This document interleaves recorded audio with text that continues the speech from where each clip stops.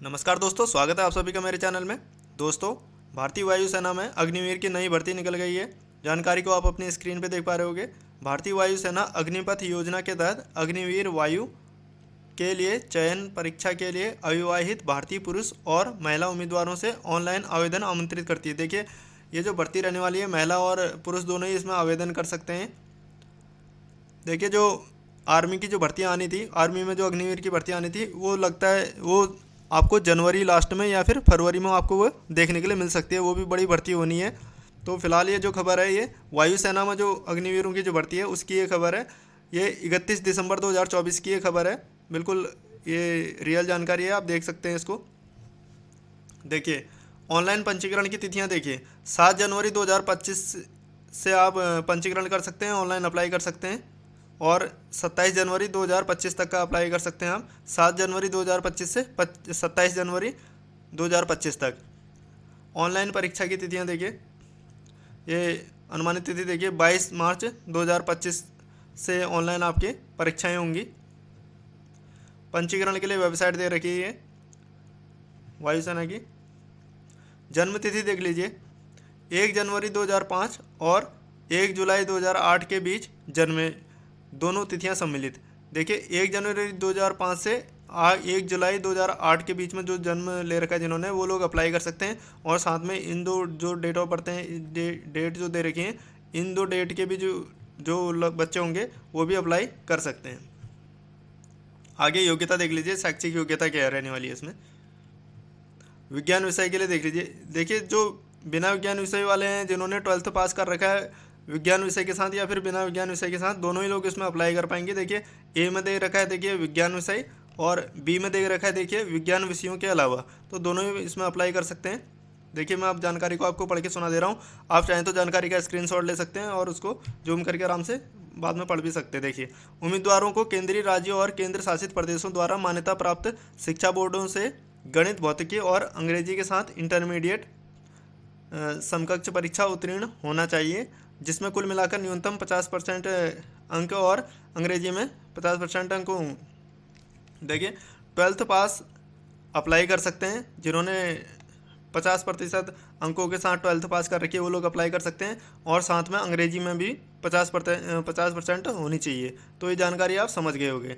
अब देखिए, अथवा करके और भी यहाँ पे दे रखे हैं। देखिए, और भी डिटेल दे रखी है। जैसे किसी ने केंद्र राज्यों और केंद्र शासित प्रदेशों द्वारा मान्यता प्राप्त पॉलिटेक्निक संस्थान से engineering, mechanical, electrical, electronics, automobile, computer science, instrumentation technology, सूचना प्रौद्योगिकी में 3 साल का डिप्लोमा कोर्स उत्तीर्ण होना चाहिए, जिसमें कुल मिलाकर 50% अंकों और डिप्लोमा कोर्स में अंग्रेजी में 50% अंकों के साथ उत्तीर्ण होना चाहिए। अथवा इंटरमीडिएट मेट्रिकुलेशन में यदि अंग्रेजी डिप्लोमा कोर्स के में विषय नहीं है। कहने का मतलब, जो आपने इंजीनियरिंग जो कर रखी है वो भी आपकी 50% अंकों के साथ आपने इंजीनियरिंग पास करी हो, तो वो लोग भी अप्लाई कर सकते हैं।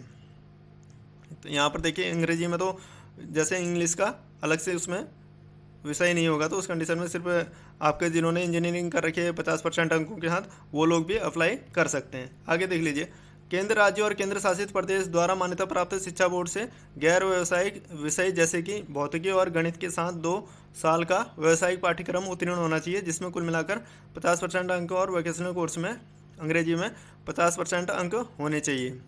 देखिए, यहाँ पर भी वही ऊपर की जैसे जानकारी दी थी उसी तरह की देखिए। अथवा इंटरमीडिएट मेट्रिकुलेशन में यदि अंग्रेजी वोकेशनल कोर्स में विषय नहीं है के साथ उत्तीर्ण होना चाहिए।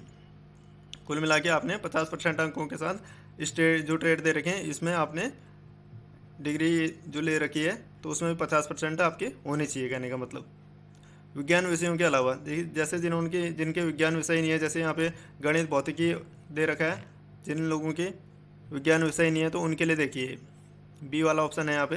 केंद्र राज्य और केंद्र शासित प्रदेश द्वारा मान्यता प्राप्त शिक्षा बोर्ड से किसी भी स्ट्रीम विषय में इंटरमीडिएट 10+2 समकक्ष परीक्षा उत्तीर्ण, कुल मिलाकर न्यूनतम 50% अंक और अंग्रेजी में 50% अंक होने चाहिए।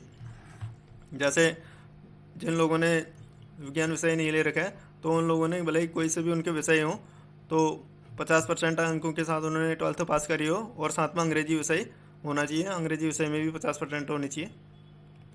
आगे देखिए, अथवा देखे करके दे रखा है। देखिए,